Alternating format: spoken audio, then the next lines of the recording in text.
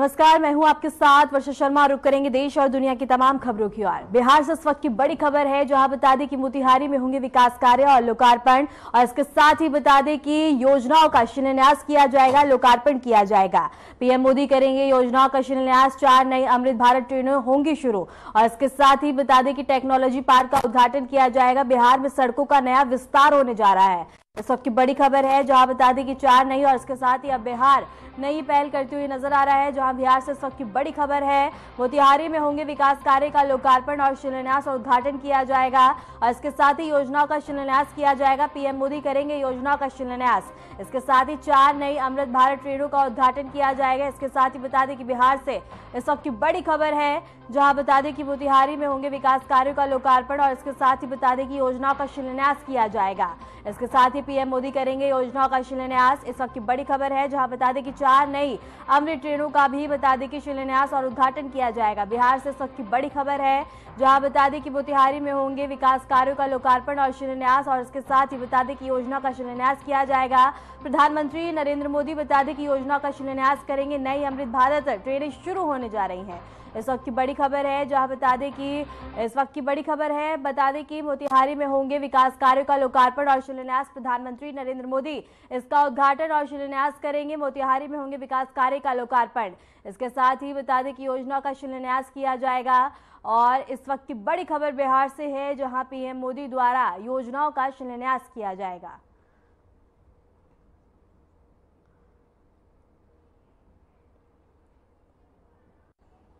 मध्य प्रदेश के मुख्यमंत्री डॉक्टर मोहन यादव ने अपने स्पेन दौरे के दौरान बता दें कि स्थित सब्बर टेक्नोलॉजी के अत्याधुनिक संयंत्र का दौरा किया। इसके साथ ही यह कंपनी विशेष रूप से बता दें कि मॉड्यूलर और सिंगल फेस कूलिंग सिस्टम विकसित करती है, जो बता दें कि आर्टिफिशियल इंटेलिजेंस के माध्यम से और इसके सरकारी डेटा केंद्रों को, और इसके साथ ही बता दें कि स्टार्टअप के लिए भी अत्यंत उपयोगी मानी जाती है। मुख्यमंत्री ने कंपनी को तकनीकों और कार्यप्रणाली की बारीकी से जानकारी ली है, और मध्य प्रदेश में लागू करने की संभावनाओं पर विचार किया गया। उन्होंने कहा कि इस तरह की तकनीकी राज्य की आईटी इंफ्रास्ट्रक्चर को सशक्त बनाने और डेटा प्रबंधन को ऊर्जा कुशल और बनाने और स्टार्टअप वैश्विक स्तर पर बनाने में मददगार होगी। इस दौरे को राज्य में तकनीकी निवेश को आकर्षित करने और नई संभावनाओं को खोलने की दिशा में एक महत्वपूर्ण कदम माना जा रहा है।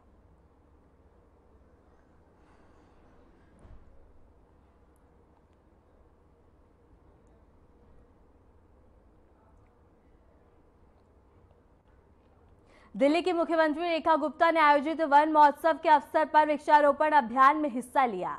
इस अवसर पर उन्होंने पौधारोपण कर राजधानी को हरित बनाने की दिशा में नागरिकों से सहयोग की अपील की। मुख्यमंत्री ने कहा कि हमें बहुत खुशी है कि आज दिल्ली को हरित करने के लिए सभी लोग एकजुट हुए हैं। दिल्ली को हरित करने के लिए सभी मोइजिज लोग जो दिल में दर्द रखते हैं इस शहर के लिए, एक प्लेटफॉर्म पे इकट्ठे हुए हैं, और दिल्ली को हरा भरा करना हम सबका ध्येय है। एक पेड़ माँ के नाम, आदरणीय प्रधानमंत्री जी से लेकर के एक छोटा बालक तक भी पेड़ को दिल्ली में लगाए, दिल्ली को हरा भरा करे, दिल्ली के पर्यावरण को बेहतर करे। यही हमारा लक्ष्य है, यही हमारा प्रयास है। Thank you so much.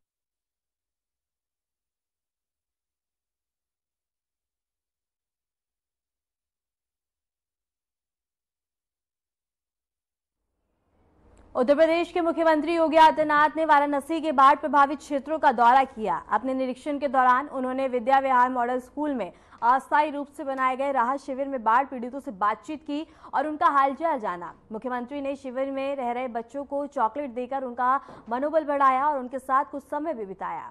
इस दौरान उन्होंने राहत कार्यक्रम में मौजूद लोगों को खाद्य सामग्री की किट वितरित की और अधिकारियों को निर्देश दिए कि राहत और बचाव कार्यों में किसी भी प्रकार की लापरवाही न बरती जाए। सीएम योगी ने यह भी कहा कि सरकार हर जरूरतमंद तक मदद पहुंचाने के लिए लगातार कार्य करती है और आवश्यक संसाधन पहुंचाना हमारा कार्य है।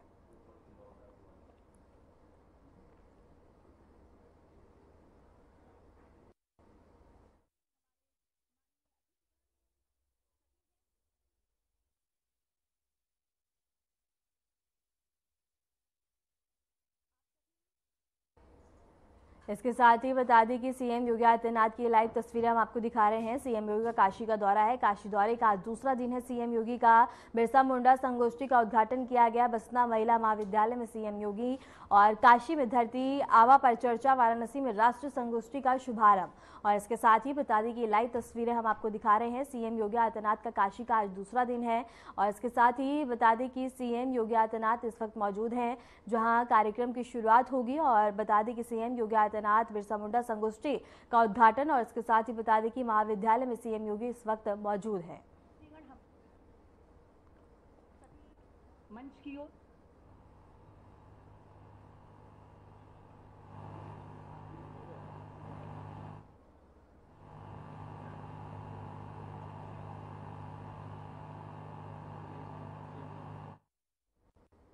वाराणसी से ये हम आपको तस्वीरें दिखा रहे हैं जहां बता दें कि सीएम योगी आदित्यनाथ के आज वाराणसी के दौरे का आज दूसरा दिन है। और इसके साथ ही बता दें कि कार्यक्रम का आयोजन किया गया है जहां सीएम योगी आदित्यनाथ इस वक्त मौजूद हैं।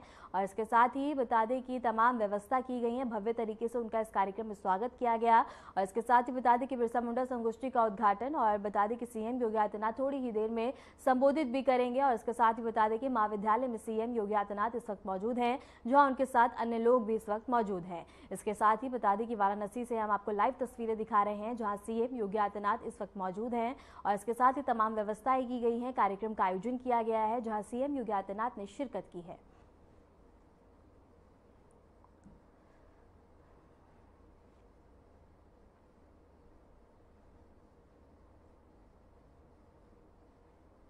वाराणसी से ये लाइव तस्वीरें हम आपको दिखा रहे हैं जहां सीएम योगी आदित्यनाथ महाविद्यालय में इस वक्त मौजूद हैं। कार्यक्रम का आयोजन किया गया है, तमाम व्यवस्थाएं की गई हैं। और इसके साथ ही बता दें कि सीएम योगी आदित्यनाथ ने इस कार्यक्रम में शिरकत की है जहां उनका भव्य तरीके से स्वागत किया गया। इसके साथ ही बता दें कि सीएम योगी आदित्यनाथ काशी के दौरे पे हैं और काशी के दौरे का आज दूसरा दिन है उनका, जहाँ बता दें कि वो इस वक्त महाविद्यालय में मौजूद है। इसके साथ ही उन्होंने जरूरतमंद लोगों से भी मुलाकात करी, उनका हालचाल जाना। और इसके साथ ही बता दें कि सामान भी दिया गया। इस दौरान सीएम योगी आदित्यनाथ ने कहा कि हर जरूरतमंद तक हर मदद का सामान पहुंचाना हमारी प्राथमिकता है। और इसके साथ ही सरकार लगातार ऐसे काम करती हुई नजर आ रही है। इसके साथ ही बता दें कि वाराणसी से लाइव तस्वीरें हम आपको दिखा रहे हैं जहां सीएम योगी आदित्यनाथ इस वक्त कार्यक्रम में मौजूद हैं।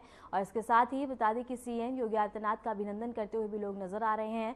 और इसके साथ ही वाराणसी से हम आपको लाइव तस्वीरें दिखा रहे हैं जहां सीएम योगी आदित्यनाथ इस वक्त मौजूद हैं। महाविद्यालय की तस्वीरें हैं जहां वो इस वक्त शिरकत की है उन्होंने। और इसके साथ ही बता दें कि सीएम योगी आदित्यनाथ का काशी का आज दूसरा दिन है। काशी के दौरे पे हैं सीएम योगी आदित्यनाथ, आज उनका ये दूसरा दिन है। इसके साथ ही बता दें कि उनके साथ अन्य लोग भी इस कार्यक्रम में मौजूद हैं।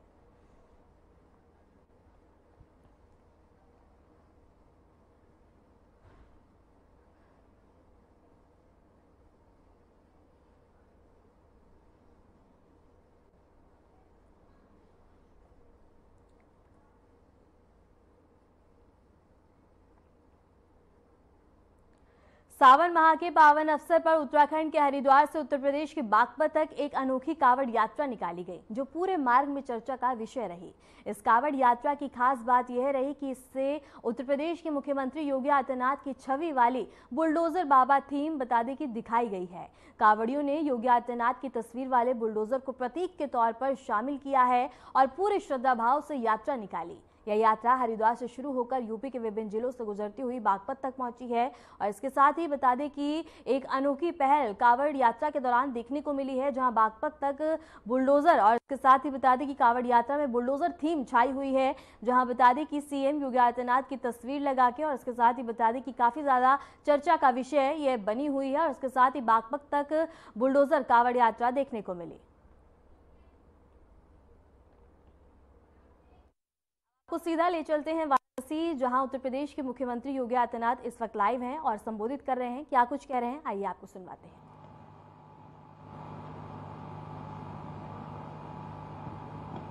राष्ट्रीय संगोष्ठी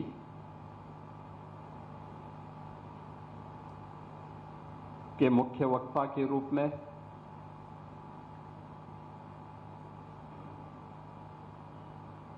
अभी जिनका सानिध्य महाविद्यालय परिवार को और यहाँ पर उपस्थित सभी महानुभावों को प्राप्त हुआ है, ऐसे वरिष्ठ समाज सेवी और पद्म पुरस्कार से सम्मानित श्री अशोक भगत जी, उत्तर प्रदेश सरकार में मंत्रिमंडल के मेरे सहयोगीगण, जल शक्ति मंत्री श्री स्वतंत्र देव सिंह जी, श्रम और सेवायोजन मंत्री श्री अनिल राजभर जी, प्रदेश सरकार में stamp and registration minister Shri Ravindra Jaiswal ji, Ayush मंत्री श्री दयाशंकर मिश्र दयालु जी,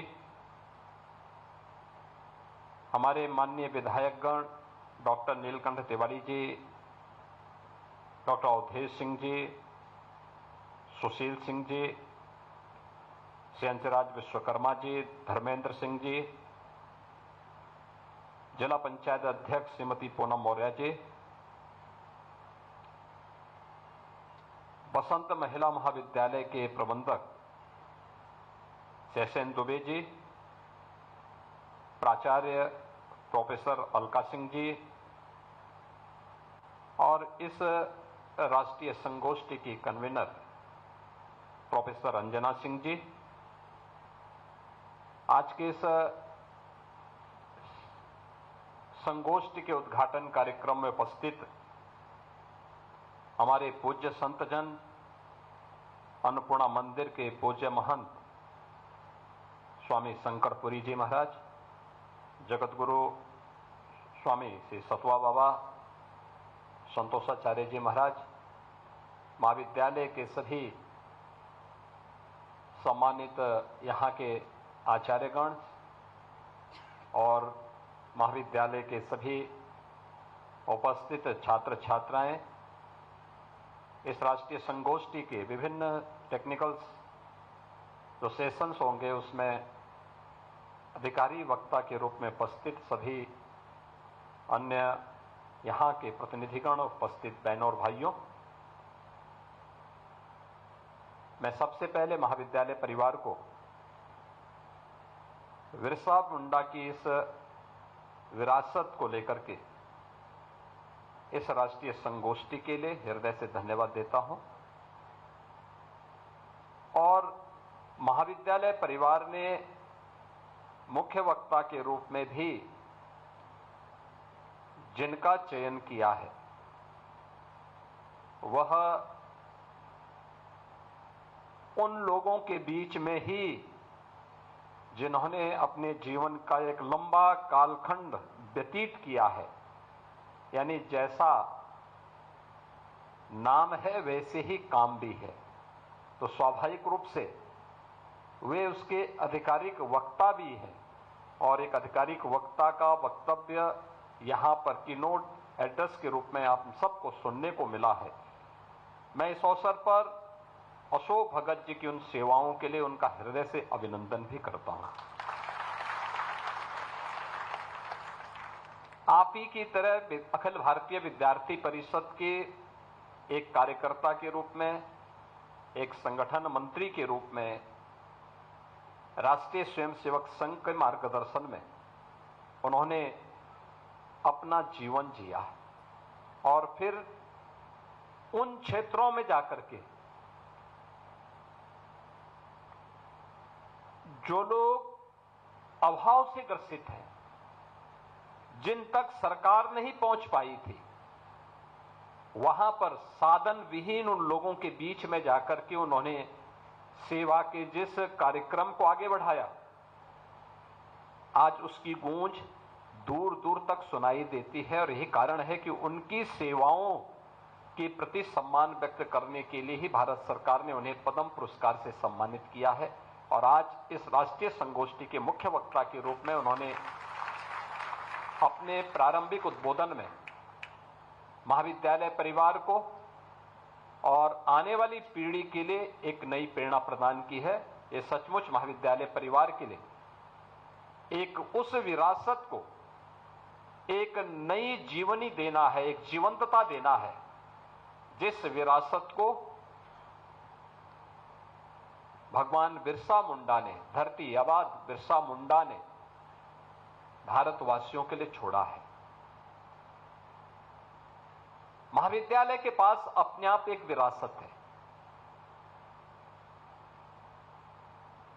कृष्णमूर्ति फाउंडेशन इस महाविद्यालय के संचालन में अपनी भूमिका का निर्वहन करती है, यानी भारत की आध्यात्मिक विरासत। श्रीमती एनी बेसेंट भारत के स्वाधीनता आंदोलन की एक ऐसा नाम जो आयरिश होते हुए भी जिन्होंने भारत के अंदर भारत की मूल परंपरा को किसी भी भारतीय से बढ़कर के सम्मान दिया और सम्मान देकर के उसे आगे बढ़ाने में योगदान दिया। महामना मदन मोहन मालवीय, जिनकी विरासत बीएचयू के रूप में हम सबके सामने है और देश के अंदर भारत की मूल परंपरा को आगे बढ़ाने की एक बहुत बड़ी विरासत वे हम सब के लिए छोड़ चुके हैं। स्वाभाविक रूप से महाविद्यालय अपनी इस विरासत को आगे बढ़ाने का काम कर रहा है, अत्यंत अभिनंदनीय है। और मैंने देखा है कि जब मैं महाविद्यालय परिसर में आया हूं तो परिसर का वातावरण देख करके कहते हैं ना कि जो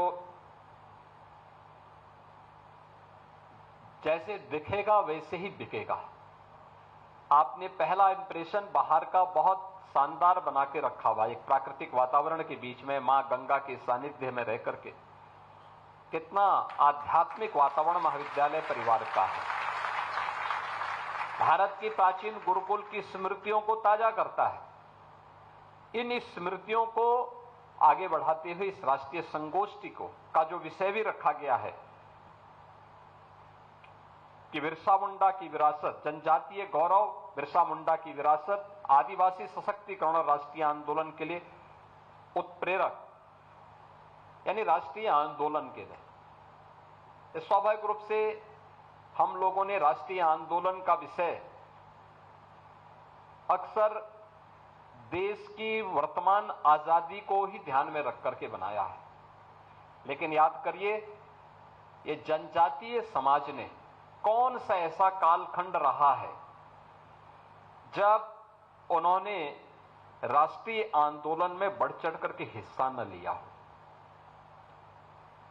कौन सा ऐसा कालखंड रहा हो। मुझे लगता है जब भी इस देश के सामने भारत की सनातन धर्म के सामने कोई चुनौती आई है तो भारत का जनजातीय समाज अग्रिम पंक्ति में खड़े होकर के उसका मुकाबला करने के लिए खड़ा हुआ।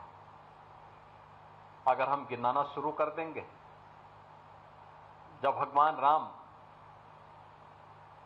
14 वर्ष के वनवास के लिए गए, 12 वर्ष उनके कुशलतापूर्वक संपन्न हुए और अंतिम वर्ष में जब वह चित्रकूट से पंचवटी की तरफ, दंडकारण्य की तरफ जाते जाते पंचवटी तक पहुंच गए और माता सीता का अपहरण हो जाता है। उस समय भगवान राम के साथ न अयोध्या की सेना थी न जनकपुर की सेना थी, और सेना थी तो भारत की इस जनजातीय समुदाय से जुड़ी भी वही लोग अग्रिम पंक्ति में खड़े होकर के उस समय की सबसे बड़ी ताकत से लड़ रहे थे। और वह भी कहां, जो भारत की शेष भूमि से योजन दूर, कई सौ योजन दूर श्रीलंका के बीच में वो युद्ध लड़ा गया था।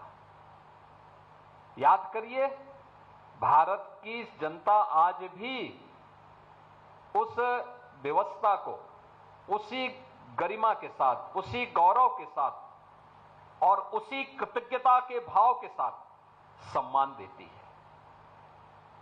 भगवान कृष्ण के साथ उनके पूरे अभियान में कौन लोग थे। और दूर मत जाइए, मध्यकालीन भारत का इतिहास उठा करके देखिए। हल्दी घाटी का युद्ध हो रहा था। हल्दी घाटी के युद्ध के दौरान जब महाराणा प्रताप को युद्ध के उपरांत जो परिणाम सामने आए थे, उन्हें जंगलों की तरफ प्रस्थान करना पड़ा। उस समय कौन लोग महाराणा प्रताप के साथ में थे? भील थे, मीना थे, वहां का जनजातीय समुदाय था और महाराणा प्रताप को बचाने के लिए सेना के संगठन को पुनर्जीवित करने के लिए इन सब ने वहां पर उनका योगदान किया। और परिणाम क्या था कि कुछ वर्षों तक महाराणा प्रताप को अरावली की जंगलों में इधर उधर भटकना पड़ा था, लेकिन फिर से अपनी सेना इकट्ठी करके उन्होंने। फिलहाल के लिए खबरों में इतना ही और ऐसे देश और दुनिया की तमाम खबरों को जानने के लिए बने रहें हमारे साथ।